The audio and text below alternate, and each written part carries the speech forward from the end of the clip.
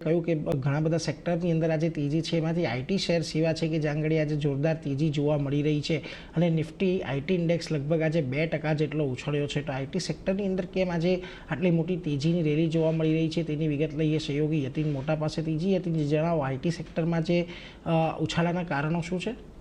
તો આજે આઈટી સેક્ટરના શેરો લગભગ 2%ની તેજી સાથે ટ્રેડ કરી રહ્યા છે. એનું મુખ્ય રીઝન એ છે કે આજે જે વહેલી સવારે યુએસ લોમેકર્સે ડિસિઝન લીધો પોતાનો શટડાઉન બંધ કરવાનો, એના કારણે એક પોઝિટિવ અસર તો સૌથી પહેલાં જોવા મળી છે. કારણ કે આટલા દિવસોથી યુએસ ઇકોનોમીની અર્થવ્યવસ્થા જે છે ખોરાવેલી હતી. કારણ કે જે શટડાઉન હતું એના કારણે લાસ્ટ વીક બી આપણે જોયું કે લગભગ 1500 ફ્લાઇટ્સ ઉપર એમની અસર પડી હતી અને કેન્સલેશન્સ બી ઘણા બધા થયા હતા.